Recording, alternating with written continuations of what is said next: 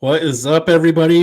What's going on? It's CG Ruthless and Drew Kerr, 49ers Sports Talk, here today, back with another beer review and Niners talk. There's a lot of hot topics that we're going to cover today that have recently come up. But first, we're going to start it off with a beer review. Appreciate everybody who's already commented. So we usually kick it off with CG. What are you sipping on today? Well, I'm sipping the one that you sipped a few weeks ago. It's the Voodoo Ranger Juice. So I'm going to try that. You said it's got to taste like the Blue Moon. So let's see what you're saying.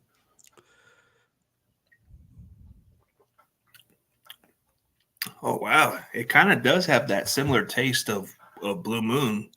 Yeah, it's a little citrusy. A little stronger, but it's just right. Yeah. So, and then the one that I'm sipping on today is actually from a Tennessee brewer called Bear Walker. I don't know if you can see that with the lighting. It's kind of Bear Walker. Okay. So this is it says it's a malt, and try it out. It's a little bit of a darker beer, as you can see.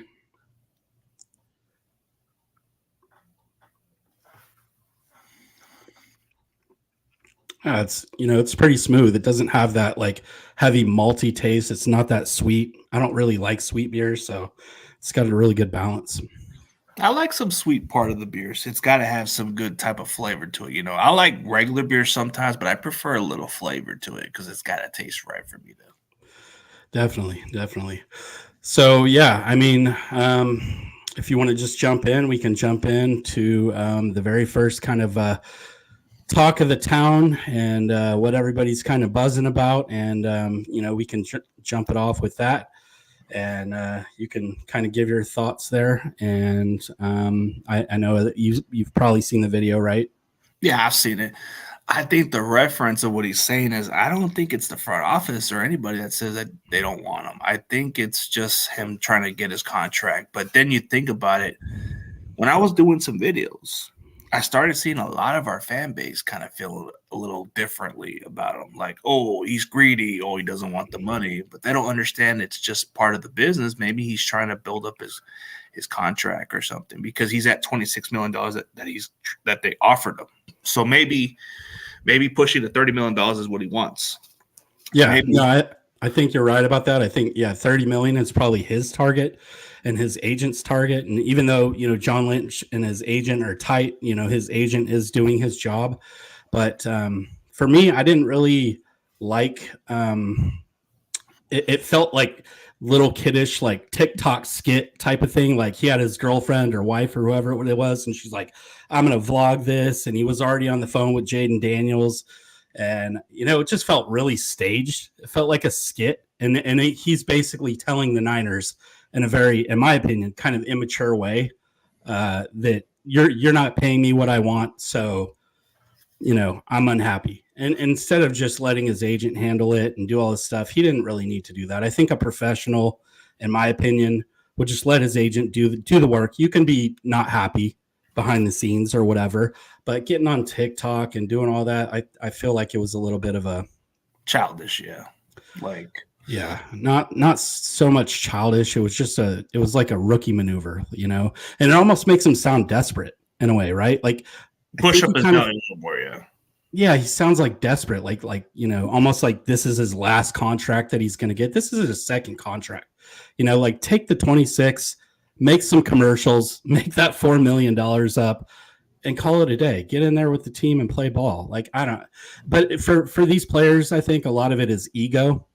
Too, it's ego driven. So he saw Amon-Ra St. Brown get paid his $30 million and all that, and he's like, he probably in his mind, he's like, bro, like I'm better than that guy. I can ball out. Like if I wasn't on a team with Christian McCaffrey, Kittle, Debo, all these other guys having to share the ball, like I could be a 2,000-yard receiver. Probably in his mind, that's what he's thinking. So he's just thinking because he should have got more targets. It kind of reminds me a little bit of Terrell Owens when he wanted the ball and all that stuff. Yeah. But it's just not out there, like outspoken out there. But I mean, like if he gets traded to Washington, right? Like McLaren's there. He's going to have to share targets with that guy. If he goes to the Steelers, or Pickens is there. So he's not going to go to one of these teams that wants him and not have to share the ball unless he wants to go to a loser like the Patriots. Or even worse, the Carolina Panthers. It's just I think for Brandon Ayuk, this is the problem right here. The Niners are just not even worried about it. They're kind of like, well, we got this kid from Florida that we just drafted. Right. Technically, he can fill your role. And Cowing, they insulated themselves. So I think that's what the Niners did. They slapped the $26 million a year on the table and said, take it or leave it. You're already under contract for $14 million, which is a good, who's not going to be happy with $14 million? Yeah. A regular person. Anyway, athletes. We like you so much. We'll offer you 26, but we do got this kid that we just drafted. I feel like he could be just like you, if not better. Right. That kind of mentality. They've insulated themselves for a potential holdout, and I think that they might have approached the draft a little bit differently with this thing in mind here. So I think that for me, what's weird about this whole situation though is like Kyle Shanahan. He's taken a different approach with Brandon Ayuk, I think, than he has with Debo. Like he spoke out about it. He was like, when he's here, everything's going to be fine and all this stuff. Like Kyle's kind of boys with Debo. They text all the time. Same thing with Trent when Trent was about to leave, and same thing with Bosa even. He was like a little bit more like he is with Brandon with the Bosa thing, but he was speaking about it. And with the Brandon Ayuk thing, he's basically saying like, I don't know, just let the front office take care of it. So that part is a little weird. And maybe Brandon Ayuk feels a little bit some kind of way against Kyle. And maybe this whole thing was a little shot at Kyle rather than the 49ers. Maybe that's why, but you kind of see the approach we did. We didn't have to go draft a wide receiver. It wasn't quite a need. It was a luxury pick, to be honest. Yeah, right. This guy. Yeah, that's my boy Tommy. But hey, don't mind your biggest fan. Don't mind that Philly kid. That Philly kid's your biggest fan. He wants your autograph. Yeah, I know. He's all over it. I'll send him a signed football someday with all 53 members of the Philly team on it. Hey, maybe Jason Kelsey will sign it also included. Oh wait, he's retired. My bad. Yeah. So, I think that, with the BA thing, I am not overly concerned with it. Yeah. I feel like the worst case, what's your worst case scenario in this whole thing? Worst case scenario would be he would have to play the 5th-year option. I don't see no other reason he would get traded. It's pointless. Do you think if the 49ers say, Brandon, we're not going to pay you this year, we'll revisit it next year, we're going to table it, we're going to play under the 5th year, do you think Brandon would hold out?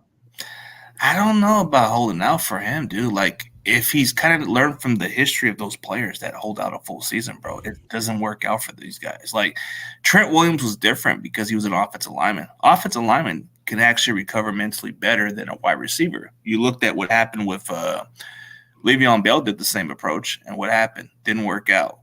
Right.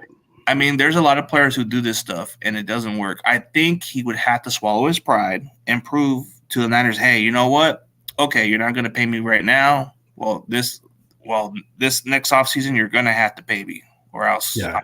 Well, and so the other part of that is like he could play on $14 million this year, and then the Niners can turn around in 2025 and franchise him, and then they can turn around again and franchise him again in 2026. They can franchise him twice.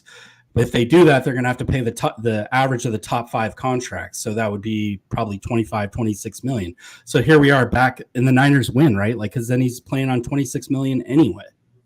It's just, the offer that we're giving him is exactly how we would franchise tag him next year. So I think Ayuk's already getting a decent offer. Like, if you're willing to stay with us, like you grew up a fan and you're loyal to this type of city and your mom was a huge fan too, why would you want to just turn down an offer? This is a dream come true to stay with your favorite team. I mean, yeah, definitely. Yeah, the agent's just too greedy.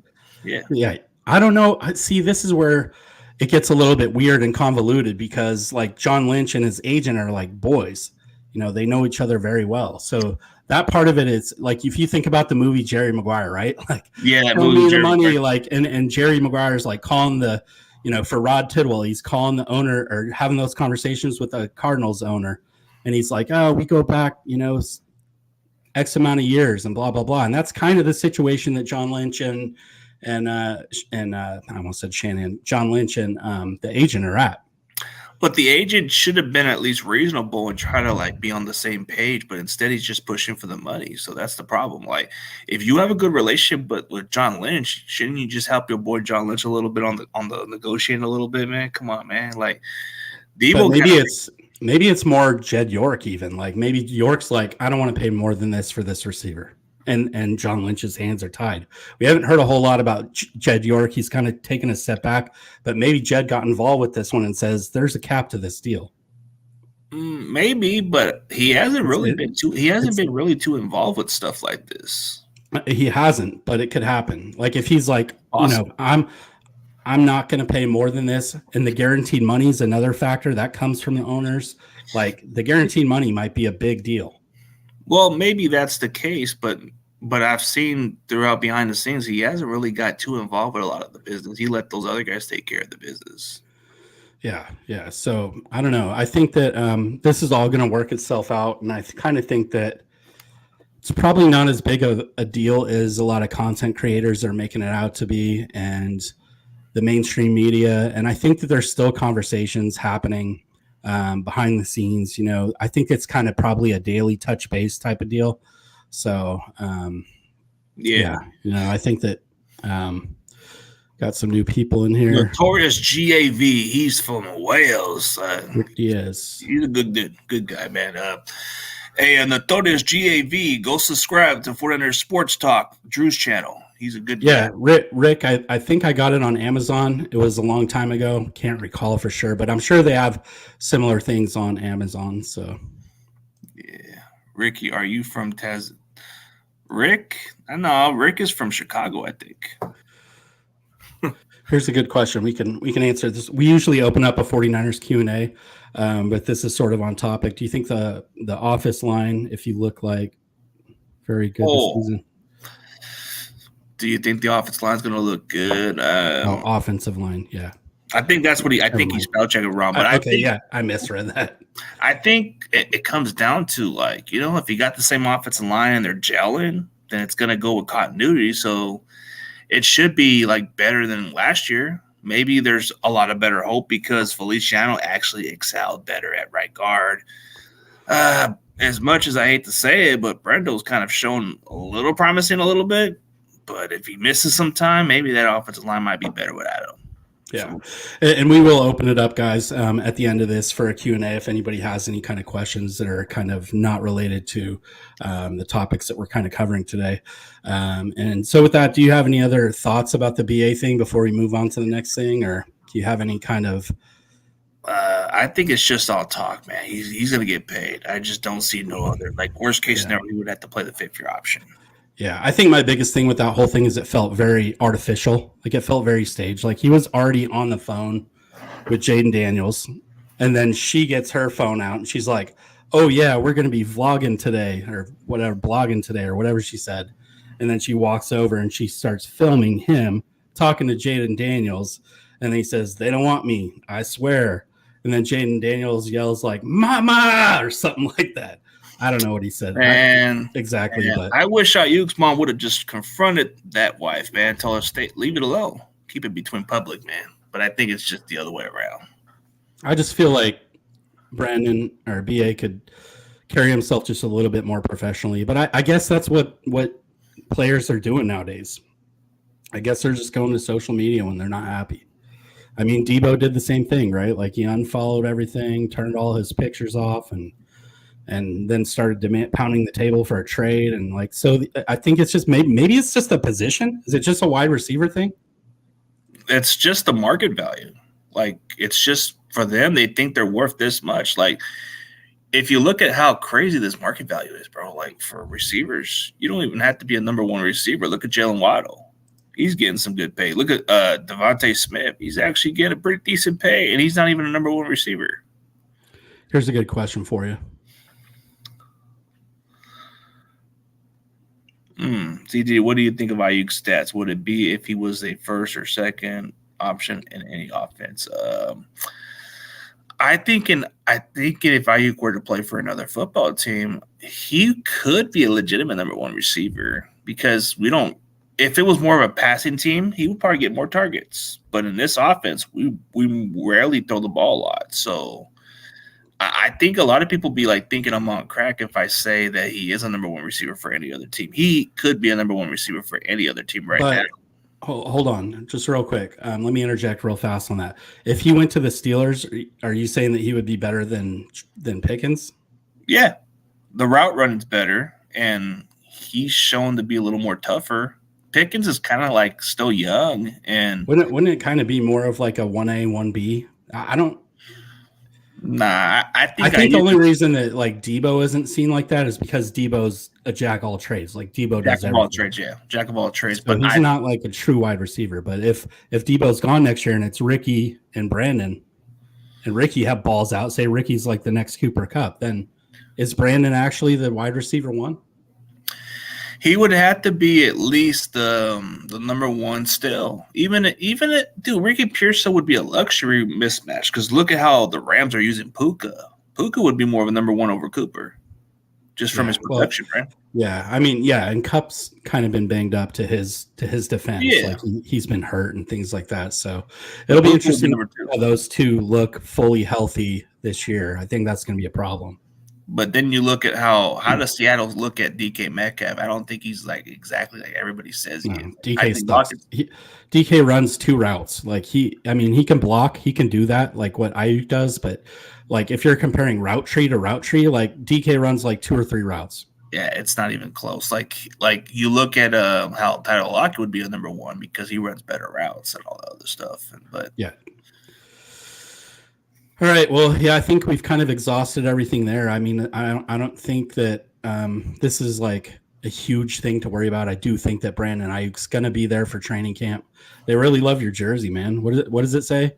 He's repping it's actually P. Diddy's crew. You know, he got busted, so I got a discount. I got out the clearance sale. Oh, man. I just want to be the bad guy. I'm sorry for you guys. I don't support P. Diddy. I just want to be the bad guy.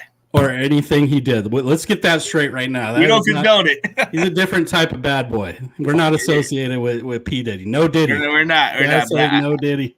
I got it off clearance sale, so I couldn't turn down a clearance sale. It was like $10 on the rack. Yeah, it looks dope as long as it's not associated with the diddler. Nah, I don't condone it. But it has Biggie, so it would have his name under it. All right, let's move on. Let's move on to Madden. Let's talk about these things, these injustices, and I'll let you take the floor with that. Yeah, talk about Madden. Christian McCaffrey on the cover. He's a 99 overall. There's quite a few question marks on some of the ratings, okay? Like, how the heck is Brock Purdy 85? Yeah.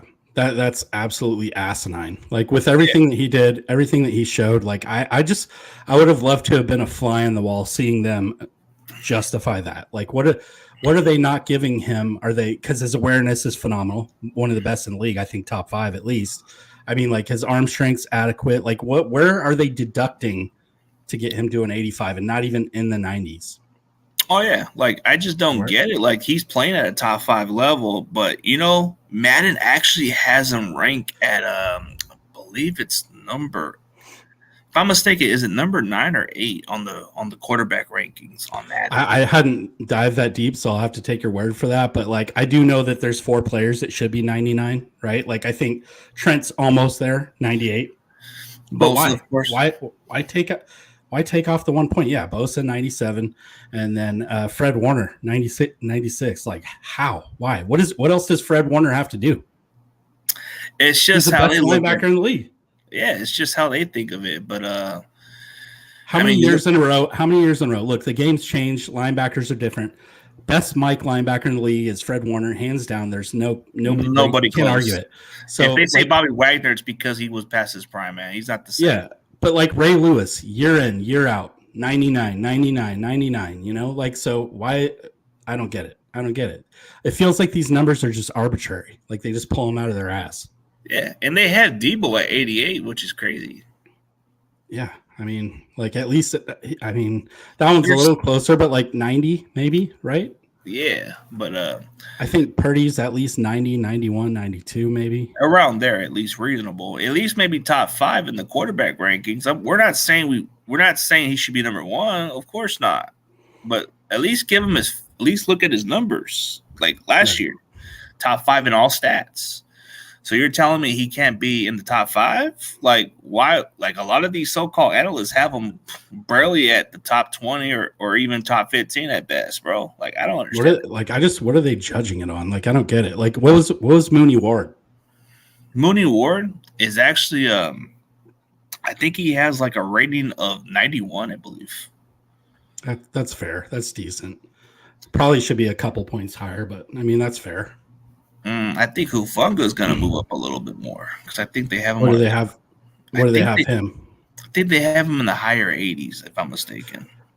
Look, I haven't played Madden or any video games in a really long time. So how does it work? Do they like as the season goes on, they adjust them, they slide them up and down, or how does it work? I think they adjust it once the season kicks in and all that stuff. And then the crazy part about it is on every year on Madden, these trades happen and they actually put it into the Madden game. Like when we made that trade for Chase Young, it automatically updated it immediately. Yeah, I do remember that from like older versions and stuff like that. They would update. So, but yeah, I don't get it. Like I don't really understand. Like I know they have like accuracy, they have speed, they have all these different things that they adjust. So how do you, if those are your tangible things, how do you go up? Like you don't get faster during the season. Like how do you adjust that? I think you have to. I don't know how it works with the Madden stuff. Like I just know that they go by the ratings, and I think it depends on how you perform in the season. Yeah. Well, they got Ayuk at a 90 per this guy, per Notorious Gav. And this is why he's not worth $30 million. Come on, you're at 90, brother. Yeah. Who are the top 5? Probably Tyreek, probably Jefferson, Adams, Chase, maybe. Chase, of course, and then there's Jefferson, of course, because he's got the top pay. I mean, St. Brown's up there, so let's not deny that. Yeah, I don't know. I just keep thinking of that guy. He works out of the slot. It doesn't make him totally a slot, but he works out of the slot 80% of the time. And I still don't understand. I think they overpaid for him. That's just my point of view. But if you're producing 1,300 or 1,500 yards out of the season, then you're worth every bit of it. Yeah. I mean, the same could be argued for Brandon Ayuk. Didn't you have the highest yards per average and 1,300 yards and 7 touchdowns? I mean, he thinks he can get more yards. Of course, that's a good argument for sure. But I do think if he's here, and he probably will be, I think that Brock Purdy and him are just going to continue that chemistry, and then his stats might blow up even more. I think he's going to have one of those big time games, a couple big ones, and then he's still going to be a factor in this offense. But you're going to see a lot of production between Debo getting involved in some different parts of the offense. Then you're going to see what Jennings does in his part contribute a little bit. But I think Ricky Pierce, though, I think they're just going to see how he develops. I don't think they're just going to throw him out there right away. I think once he learns the offense exactly how Shanahan wants to run it, he'll be thrown out there when it's necessary. Do you think that he will catch on as, how do I phrase this, as slow as Brandon Ayuk? Because it took Brandon Ayuk, I think, 2 or 3 years to really come into his own. I think it might just take exactly the same as Brandon Ayuk because under the circumstances, he's in a stacked receiving group. He doesn't have to be thrown out there. He'll get some playing time, of course, because we got him as a high draft pick. Yeah, but I don't expect him to produce right away. I think, like the way I look at the prediction, like I said before, I think he'll probably get 19 catches, maybe about on like 35 targets, 30 targets or something. Yeah, 30 like that. Around there. But I think unless there's an injury and he has injuries can really determine it. But I think his ceiling, I think the ceiling for if nothing happens, I would think 400 yards would probably be his best ceiling right now. But if injuries were to stack up, I think he probably would get like 800 to 900 yards. Because I think if BA holds out, does Ricky step in as day one starter next to Debo? I think it's not out of the question. Like, I think if Brock is trusting him during the offseason, I think it's possible. I think because Shanahan's going to take a word out of Brock because that's the quarterback. He wants to throw it to somebody he can build chemistry with. So it wouldn't surprise me. So I mean, Kittle's targets could go up too, right? yeah, Kittle can have, but Kittle doesn't really have the big production like everybody says. He's only doing his part. Like there's some games he will be asked to be the guy, but not all the time. He's not the guy every game, but he's still got 1,000 yards. I mean, yeah. He talked about there was a time where he would get like 8 or 9 catches at one point, and there's a game where he probably would just get 1 catch and he'd be okay with that. Yeah, because he had to block more or whatever. Yeah, I think that's there's a lot of other guys that can throw to that don't get targets either. Juice can catch it. Yeah, Juice can catch. It's just they don't use him as much. But like, if you think about it, like Notorious is saying, what's Juice's future? I think he's good as gone next year. I don't think they're going to bring him back. He's already up in age. Yeah. I think that also the writing's on the wall, reading the tea leaves, they drafted 2 more wide receivers. I think they're going to push more into, I think they're going to adapt with the NFL, right? Like it's turning into a passing league. So I think the Niners are going to just take that and run with it. And I think they'll phase the fullback out. And then you'll see guys like Arendo coming out of the backfield, catching it. If you want a big bruiser to catch a screen pass for like 5-6 yards, yeah. I think we're starting to evolve more as a little more of a passing team because you got a quarterback you can trust now, right? You got a quarterback that Kyle can trust, and if you need him to be in this situation, which we saw it in the playoff games, we were down by a couple touchdowns, and we came from behind and won because Brock was trusted enough. Gav, hate to break it to you, but the curse doesn't exist. I just did a post on this. I recommend you go watch it. It's like 20 or 30% in the last like 15, 20 years. It's declined. So it's like it's not a thing anymore. It's debunked. It's not going to happen. Yeah, this guy, this is his way of saying, "Oh, the curse, CG. The curse is coming, incoming." Yeah. I definitely think that we're all. If he's in camp, okay, here's what I'll say about this is I think he needs to be there before camp starts for him to take off. Yeah. If he comes in, he's going to suffer the same fate that Bosa and Debo and those guys who came in late suffered. They didn't have their best seasons as a pro. Yeah, but I think what's even crazier is I don't think it really hurts the Niners as much as you think. It might hurt more of Ayuk actually because well, that's what I'm saying. I think Ricky Pearsall's benefited more of this now. Right. Yeah. Wouldn't it be kind of a crazy surprise that Ayuk eventually gets his contract done, but it's during training camp or something, and he's still beyond the depth chart behind Ricky Pearsall, and somehow Pearsall just takes it and doesn't like let it go? That'd be kind of crazy. Yeah, like if BA's like holding out like 4 games into the season, and Ricky's just like having 100+ yard games, 100+ yard games. Kind of like what Puka had. That'd be kind of funny. Yeah. Just right off the bat, and then BA's like, "Damn, I just killed myself. I'll just take whatever." Could have had, okay, $14 million, franchise me next year, we're good. Yeah, that would actually work out in the Niners' favor, and I think that's probably what they're hoping is something like that. Maybe they're hoping maybe they're trying to offer him exactly how they feel about him, but maybe now that if it doesn't go as planned, they can probably say, "Well, we got this kid. Maybe this might push him to take the offer." Yeah, definitely. All right, well, I think that we kind of covered that. I don't really know what the Madden ratings are for other teams. I'm sure Mahomes is probably a 99, even though he played like dog crap for 3.5 quarters of the Super Bowl and had 19 turnovers last year, 8th in QBR, all these things. But yeah, let's just give Mahomes a 99 right off the bat because his name's Mahomes. Idiots. Yeah, my name's Mahomes. All right, I could definitely make a comeback. They're so dumb. I'm Kermit the Frog. Hi ho. Hi-ho. That's what he calls his wife. Rasheed Rice needs to stay out of trouble. All right. Next topic. Guy from CBS, I forgot his name, wrote an article stating his feelings that Brock Purdy will regress. Brock Purdy broke the franchise record in yards. And, I think it's easy to say that maybe he could regress statistically, but I don't think that he will regress as a player. And so what are your thoughts on that? I think maybe production will regress a little, but I don't think it's going to affect him with the winning stats. I mean, as long as he does what he does. Let me see which guy you're referring to, because I know you're talking about the CBS reporter. Is it a lady, Sarah? I don't really recall who it was. I just glanced at the article. I didn't read fully what it was, but I know that they were stating that Brock was going to regress in 2024. I think that they were saying more as a player. I think that was sort of the gist of the article. You know, I kind of skimmed it and was just like, I was annoyed by it, so I didn't like get in depth by reading it. So I'll have to I'll try to follow a lot of that. go stuff. back. Yeah, it annoys me because it's like it's so arbitrary. It's not based on anything. You're just trying to get clicks by saying a really good quarterback's going to regress. So statistically, I think it could happen. Statistically, but I wouldn't expect it. I think that he'll probably just do exactly what he did last year, and then he'll get better at reading coverages and all those types of things and grow as a player.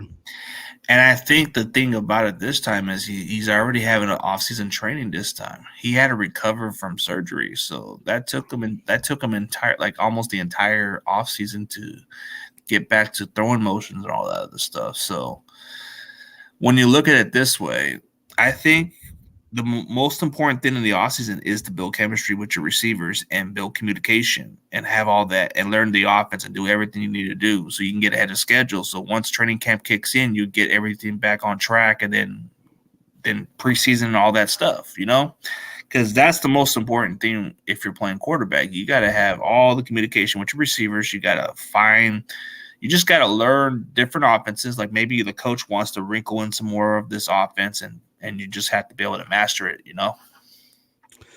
Yeah. I have a hard time with that, the notion that he's going to, I think if he regresses, it's going to be because of like injuries, or not necessarily to him, but like to other players, to surrounding players. And maybe like Gav said, maybe if the Madden curse hits the Niners, then you probably likely will see a regression because he's not going to have his targets that he's used to throwing to. So, but that would happen to any quarterback.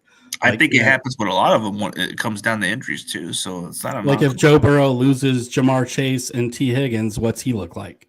You know, or Mahomes loses Hollywood Brown and Kelsey. What does he look like? What does Mahomes look like if he loses Kelsey?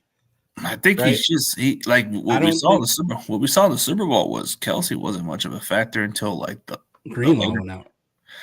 Yeah, Greenlaw went out, and then they started targeting Kelsey. He didn't do nothing.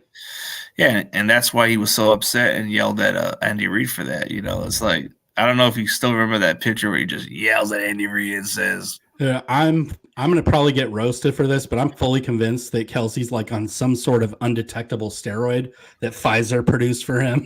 I'm like tinfoil hat in here a little bit, but like I think Kelsey, like that is like classic signs of roid rage, like bumping your coach and throwing your helmet and just like he looked like a demon possessed him on some of those things. He got spit flying out of his mouth and tossing his helmet. Like, calm down, dude. Calm down just a little bit. He's just he looks like he kind of seems like he's too passionate in a weird way. Yeah, like a roid way, like he's taking steroids. Yeah, you ever seen that movie, the Program, where the guy like takes steroids and then he has oil changes, he calls them. Like basically he puts somebody else's urine in his bladder to pee it out.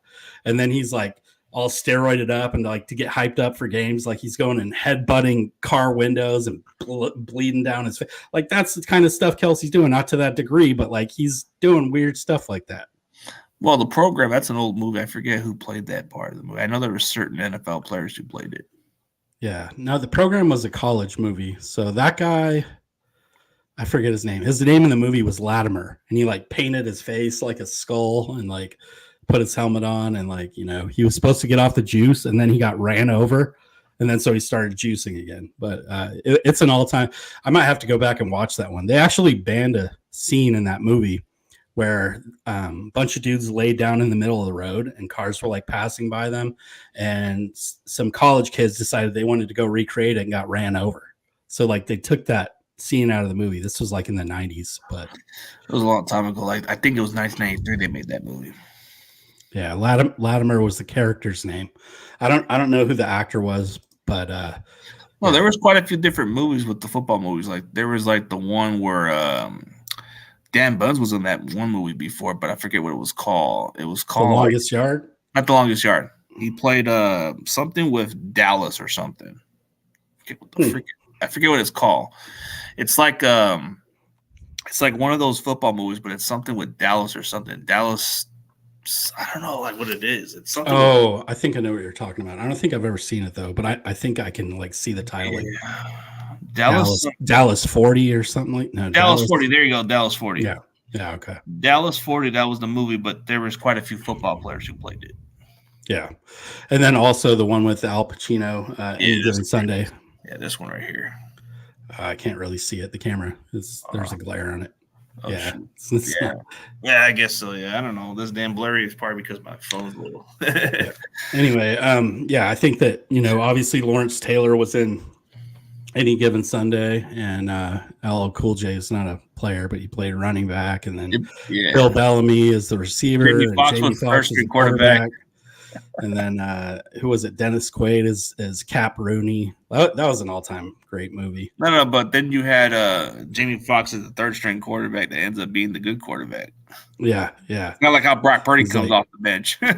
taking his helmet off in the huddle and puking all over the place. Oh, man. That was great. All right. Well, I am going to post this topic, but first I just wanted to, if anybody was unaware, training camp dates were released today, July 16th, the rookies show up, vets the 23rd. So we're about a month away, guys, almost there, a little less than a month for the rookies. And then the season's going to get going. Yeah, for sure. Kyle Shanahan, hot seat if. Hot seat if the Niners missed the playoffs. What if they miss the playoffs due to injury? That might just only be the only excuse he can have. But if they underperform and don't make the playoffs, that would be the only reason to get a lot. Like 2020, right? Like that was a mulligan. Like the whole team got destroyed by injuries almost in one game. In that Jets game, like Bosa went out. Last stadium ruined it. I'm glad we don't play over there this season. God, that field is just destroying people's lives. I don't know why they like it's an outdoor stadium. Why don't they just put grass? It'd be so easy just to put grass. I don't get it. Just like Kenny just said, if he misses the playoffs. Yeah. But if he misses the playoffs due to unforeseen circumstances, like if he misses it because of him, then yeah, hot seat for sure. Maybe even gone. Like if they go 9-8 or 8-8 and miss the playoffs, then with that roster, but I can't see that happening. I think that the team is so stacked with talent that they would win in spite of Kyle. Yeah, they got a lot to overcome, but I think the injuries, I think they have enough players to step in to overcome. Like you look at our linebacker depth, right? We got some young, hungry guys. You look at our D-line, it's pretty deep, but our cornerback depth is pretty deep as it's ever been for quite some time. Like you look at the wide receiver group, it's got potential to be a really good group. Tight end group, I think everybody's underestimating Brandon Willis, and maybe Logan Thomas might find his purpose if injuries happen again. Yeah, I mean, I think Brandon Willis is – I mean, from everything I've been hearing from like all the people that were actually there for OTAs, like it sounds like Brandon Willis is just like taking a leap and he's like ready to go. He's ready to rock and roll. Cam Latu's still recovering, and that's the sad part. Injuries just really hurt it, unfortunately. Do you almost feel like if Cameron Latu shows up that Logan Thomas, they only gave him a vet minimum deal, like he would be out of there? Or would they keep him as a fourth option, like insurance emergency? Maybe doesn't dress on game day type of thing. I think he has a role with the roster with this team. So I think either way he'll be our fourth tight end. Worst case scenario, he'll just be on our practice squad if injuries happen at that point, which I don't think it's going to happen. But I think worst case scenario he'll be the fourth tight end. Yeah. And speaking of tight ends, Tight End University, our university. Good segue is going on right now. David Lombardi actually posted some footage earlier of, I think Kevin Hart was there. There's some quarterbacks there, Dak Prescott, a couple others. Trey Lance is there, obviously. And CJ Beathard, Beat Hard, is there. So, for me, I live here in Nashville. I probably should have planned it out better and gone. Next year, I'm for sure planning on going. So I'll bring you guys some good footage of that and hopefully maybe get a couple little interviews or something like that with some players and hopefully that will go well. Yeah, give us some of those David Lombardi little interviews where they go in person, man. That's cool. I mean, I think I've seen the one where he did the Jennings interview at the Tennessee high school that he was at. Yeah. So anyway, wish I would have planned it better, like I said, but that's going on. It's one more day tomorrow. So I think tomorrow they'll probably just go to like Top Golf and goof off and kind of get to know each other better. But it's a good opportunity for rookies. Braden Willis, I think, is there also. Some of the other new guys, some of the other new tight ends are there. I think that's going to benefit Braden even more if he goes out there. I don't think Latu's going to be able to benefit because he's still recovering. You get to pick the brain of Greg Olson and Robert Gronk's out there. Gronk's actually out there too. So a lot of good information, good people to soak information up from. It'd be nice if they could get some of the older guys like Gonzalez and those. Oh yeah, Tony Gonzalez. Vernon Davis would be a nice one also. But yeah, definitely. I'm just kind of curious how these content creators, some of them get Vernon Davis, bro. I got to find some connection on Davis, bro. Yeah, I mean, who was it? It was I know Grant. I think Grant Cohn got him. Yeah, Grant's got him, and then I think there's a Ponte that had him before, and then there was I think Graham had him on before, but I think there's quite a few people. I'm trying to find some connections, man. I've been pushing hard, man. I mean, you do a great job of finding people and getting people on your show. Like if anybody's new that's watching, go subscribe to CG's all his channels. His TikTok channel is really good. He's got that blown up, and there's some quality content. I'm always hungry for NFL players, man. It's always my mindset. Like, even if you're not a big name, I'm still going to try to make the most out of it. So, for example, until the schedule is figured out with Adam Snyder, then we'll get something done because he's already messaged me like a few days ago about it. Tommy says Smashville, yes sir. But if this goes as planned, maybe Josh Morgan might go on because I already messaged him. He kind of seems interested in going on the show. He just tells me, "Oh, just give me a schedule and I can work something out." And yeah. Forgot about that guy. Good old 84. Yeah, if he was durable, I think he would have been really good, bro. Like he had potential, untapped potential. He definitely had he had heart, like he had drive. You could definitely see that in him, and he he went balls to the wall every play. Yeah, he played his hardest out there. He just couldn't stay healthy. Like that one season with Jim Harbaugh, he was playing his best ball until that injury happened. Yep. All right, well, let's open it up for a 49ers Q&A, and if there are no Q&A questions, then we can call this show, but because I don't think there's much else to talk about. It's the off season. I mean, we got 3 or 4 more weeks, 3.5 weeks till camp officially starts. Yeah, we got until then. Until now, we'll just keep killing time with football content a little bit, but you guys can leave some questions in the comments section, whatever works. Yeah, don't forget to go ahead and like up on both channels, guys, and so we can get recognized by the YouTube algorithm. Hey, go subscribe to 49ers Sports Talk, Drew. If not, I'm gonna go look for you guys. I'm just kidding, but seriously, appreciate that. That goes for you, Tommy. I'm gonna look for you. Ask any other questions. We'll see what we can answer with. But yeah, we've been covering pretty much the basics, all that other stuff. So I think the Madden is kind of like, I play it every other year, so I might still buy it. Do you have it? Do you have a gaming system? Yeah, I have. I'm probably gonna upgrade the gaming system because I have like a Xbox One. I'm probably gonna get the X one, but I do have. I just read that PlayStation 6 is due to come out next year in December. I think it costs a lot. That's why I'm trying to go budget first for a little bit. Trying to find the cheapest one before I buy one. Right. All right. Well, it looks like there aren't any questions, and I don't blame you. There's not a whole lot going on. So I think with that, we are going to probably just, this is one of our shorter shows, but it's the off season. So we appreciate everybody for being here. And cheers to everybody. Mine's empty. I already killed it. Looks like CG is about to kill his on the way out. Don't forget to like and subscribe, guys, and we'll see you in the next one. We do this every Tuesday. We do a beer review, and we talk Niners football. Next week, unless there's some weird shenanigans that happen, it might be a low content day too, but we'll find something. Might be a shorter show, but we'll find a topic. We'll find a way to entertain you guys. And as always, we appreciate you. And go Niners! Woo! Yeah! You wanted me to get a little entertained with the red flag.